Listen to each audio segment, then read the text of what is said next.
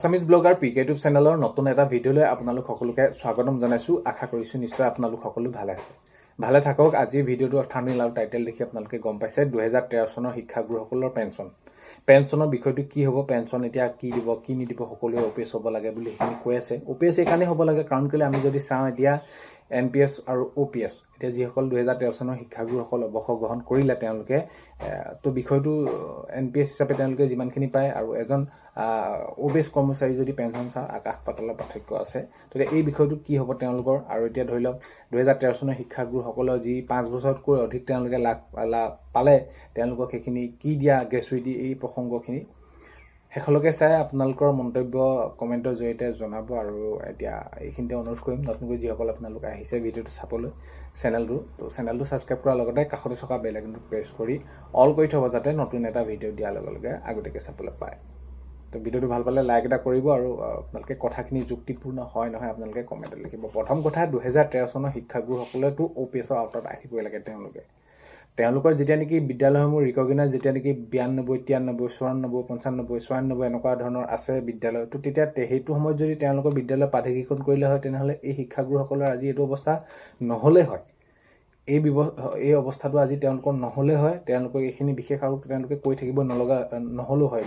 কিন্তু কিয় নকৰিলে তেওঁলোকৰ গাততো দুখ নাই। এখন বিদ্যালয় খুলিলে, যি বিদ্যালয় খুলি সমাজ সেৱা কৰিলে, মানৱ সম্পদ গঢ়ি দিলে, সেইটোৱে তেওঁলোকৰ ভুল আছিল নেকি? বাৰু সেইখিনি যি কি নকওঁ, সেইখিনি পিছৰ পৰ্যায়ত 13 চনত সেইখিনি প্ৰভিঞ্চিয়েলাইজেশ্যন কৰিলে, কিন্তু তেওঁলোকেতো পাবই লাগে এইটো OPS। কাৰণ কেলৈ বছৰ বছৰ ধৰি শিক্ষকতা কৰি মানৱ সম্পদ গঢ় দিয়া শিক্ষাগুৰুসকলে আজি এতিয়া পানীত হাঁহ নচৰা অৱস্থা। ঠিক আছে, মই মানি ল'লোঁ এতিয়া গুৰু দক্ষিণা আঁচনি নামেৰে এখন আঁচনি ৰূপায়ণ কৰিছে, সেইখিনি তাত অন্তৰ্ভুক্ত কৰিছে যিসমূহ বাদ পৰি গ'ল। কিন্তু এনে বহুতো শিক্ষাগুৰু আছে এমাহ পাই অৱসৰ গ্ৰহণ কৰিলে। সেই শিক্ষাগুৰুসকলৰ কি হ'ব? 3-4 বছৰ পালে, তেওঁলোকে এতিয়া গ্ৰেচুইটি নাই। এতিয়া 2013 চনৰ শিক্ষাগুৰুসকলে 5 বছৰতকৈ অধিক যিসকল আছে তেওঁলোকক গ্ৰেচুইটি দিছে। ইতিমধ্যে সকলোখিনি আহি গ'ল নটিচ, আৰু তেওঁলোকে এতিয়া গ্ৰেচুইটি পাব। বাকী যিসকল এতিয়া কি হ'ব তেওঁলোকৰ? তেওঁলোকে সেইটোৱে উপহাৰ নি তেওঁলোকক, আৰু এইখিনি বিশেষকৈ ভাবি চোৱা উচিত। আৰু এতিয়া বিশেষকৈ OPSটোৱে পাব লাগে এইকাৰণেই যে তেওঁলোকে সেইখিনি কিমান দিনৰ পৰা খাটি 2013 চনত হ'ল। তো এতিয়া বিশেষকৈ নকওঁ, তেওঁলোকক UPS দিয়া সেইখিনি সিদ্ধান্ত গ্ৰহণ কৰিছে। ইতিমধ্যে আপোনালোকে হয়তো সকলোখিনি কথা গমেই পাইছে, আৰু সেয়ে আপোনালোকক মই এইটো জনাইছোঁ গ্ৰেচুইটিৰ কথা। আপোনালোকৰ সেইখিনি কাগজ পত্ৰ আহিছেই।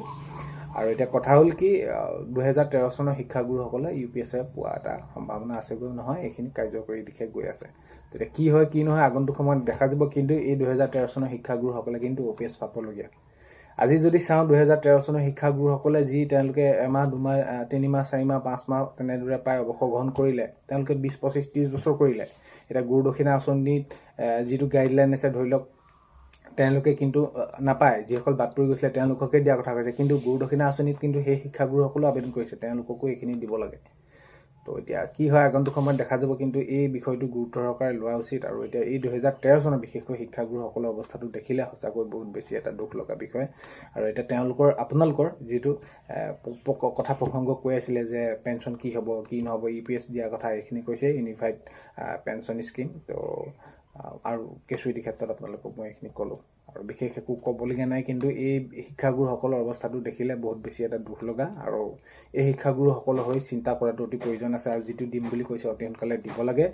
বাকী আৰু বিশেষ একো ক'ব লগা নাই। কাৰণ কেলৈ শিক্ষকৰ দৰে এটি পবিত্ৰ বৃত্তিত জড়িত হৈ যদি তেওঁলোকে নিজৰ প্ৰাপ্য অধিকাৰখিনি পাবৰ বাবে যদি খাপ পিটি থাকিব লগা হয়, তাঁত বাতি কৰি থাকিব লগা হয়, বা আশা কৰি থাকিব লগা হয়, ইয়াতকৈ দুখৰ বিষয় একো হ'ব নোৱাৰে। আৰু এইখিনি ক্ষেত্ৰত মাননীয় মুখ্যমন্ত্ৰী মহোদয়ে গ্ৰহণ কৰিছে পদক্ষেপ। তো কি কেনেদৰে আগবাঢ়ে সেইটো আগন্তুক সময়ত গম পোৱা যাব।